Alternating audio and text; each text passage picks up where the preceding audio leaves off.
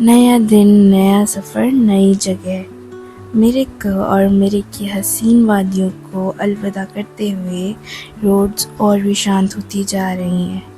गाड़ी के टायर्स हर मोड़ को आराम से छू रहे हैं और हवा जैसे हर पल एक नया कहानी सुना रहा हो। कभी चाय के बागान दूर तक बिछे नजर आ रहे हैं, तो कभी घने पेड़ों के बीच से गुजरती हुई वो पतली सी सड़क ऐसा लग रहा है जैसे हम किसी फिल्म का हिस्सा बन चुके हों। पहाड़ों के सबसे खूबसूरत बात तो शायद यही है, ये कभी तुम्हें इम्प्रेस करने की कोशिश नहीं करते, बस अपनी सादगी से चुपचाप हमारे दिल में जगह बना लेते हैं।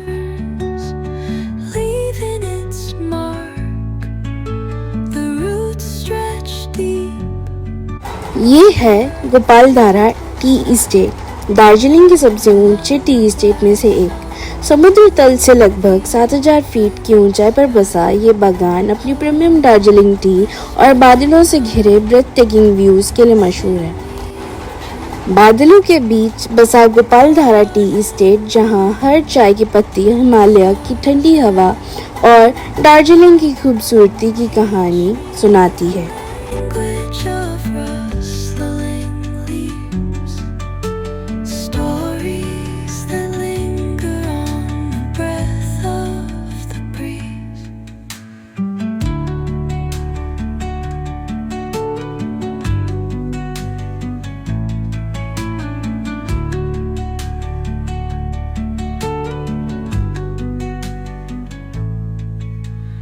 Dawn paints gold on the mountain's crown, while rivers whisper truth as they flow down.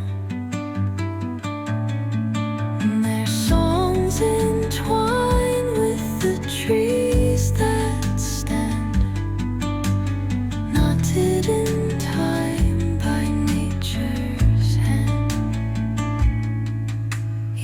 और फिर एक मोड़ के बाद हम पहुंच गए लेप्चा चौगत। समुद्री तल से लगभग 6956 फीट की ऊंचाई पर बसा ये छोटा सा पहाड़ी गांव अपनी खामोशी के लिए जाना जाता है। यहाँ लंबे लंबे देवदार के पेड़ और पाइन के पेड़ भरे पड़े हैं, ठंडी हवा और बादलों की चादर। इसका 20 ईच है, 2 का 40। ओके, और पाइन फॉरेस्ट में आइए, विजिट कीजिए। Thank you so much. And we are here in Lepcha. हर चीज किसी ड्रीम जैसी ही लग रही है। एक और बात जो लेप्चा जगत को और भी खास बनाती है, ये जंगल वाइल्ड लाइफ के लिए भी बहुत मशहूर है। कहते हैं कि यहाँ के घने जंगलों में कभी कभी लेपर्ड यानी ब्लैक पैंथर भी आ जाता है। इसलिए यहाँ की खामोशी सिर्फ सुकून ही नहीं, नेचर की रॉ ब्यूटी का एक एहसास दिलाता है।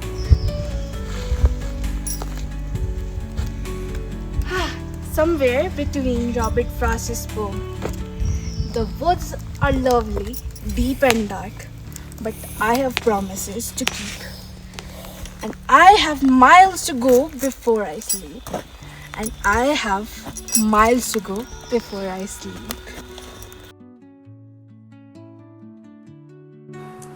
कुछ देर इस सुकून को महसूस करने के बाद, फुल लाइफ जीने के बाद, हम फिर निकल पड़े दार्जिलिंग की तरफ फटाफट। एक्साइटमेंट तो अपनी पीक पर है, लेकिन दार्जिलिंग ने पहली मुलाकात थोड़ी अलग रखी। शहर के बाहर ही लंबी ट्रैफिक की लाइन हमारा इंतज़ार कर रही थी। पहले थोड़ी बेचैनी हुई, फिर लगा शायद पहाड़ वापस से हमारा इम्तिहान ले रहे हों। खिड़की के बाहर बादलों में लिपटे पहाड़ और गाड़ी धीरे धीरे अपनी मंजिल की तरफ चली जा रही है। कुछ देर बाद ट्रैफिक ख़त्म हुआ और हम पहुंच चुके थे दार्जिलिंग, अपने स्टे के पास, द मार्जोरी विला। जिसका इतने देर से इंतज़ार कर रही थी वो अब पास ही है। ये प्रॉपर्टी ब्रिटिशर्स की कॉटेजेस की तरह डिज़ाइन करी गई है, ब्यूटीफुली एस्थेटिक एंड बहुत ही प्यारी नॉस्टैल्जिक वाइब आ रही है इससे। दिन ढलने के बाद दार्जिलिंग की शाम अपनी असली रूप रंग दिखा रही है। हमारे स्टे से मार्केट बस 2 किलोमीटर के लगभग दूर है, तो हमने सोचा क्यों ना चलो इस शहर को इस वक्त में देखा जाए जब हर गली रोशनी से भर जाती है। हल्की सी ठंडी चेहरे को छूती हवा, इस पल में और क्या ही चाहिए। थोड़ी देर के लिए हल्की सी बारिश भी हुई, जैसे बादलों ने शहर को और खूबसूरत बना दिया हो। लेकिन पहाड़ों का मौसम भी कितना अजीब होता है नहीं, इतनी जल्दी बारिश आती है और इतनी जल्दी रुक भी जाती है, पता भी नहीं चलता। Entwined with the trees that इसी में मुस्कुराते हुए हम चल दिए और देखने लगे इस प्यारी सी टाउन को। मार्केट फिर से जिंदा हो गया है, हर तरफ हल्की सी रोशनी, लोगों की मुस्कुराहट और कॉफ़ी की खुशबू और चाय का जगमगाता स्टॉल और ठंडी हवाओं के साथ दार्जिलिंग की वो शाम एक अलग ही सुकून दे रही है जो शायद मूवीज़ में दिखाते हो, है ना। किसी शहर की खूबसूरती सिर्फ एक फेमस प्लेस नहीं है, कभी कभी उसकी शाम, उसकी जगमगाती गलियाँ और लोगों से भरा जगमगाता मार्केट और एक गर्म कॉफ़ी का कप हाथ में, उस जगह को हमेशा के लिए यादगार बनाने के लिए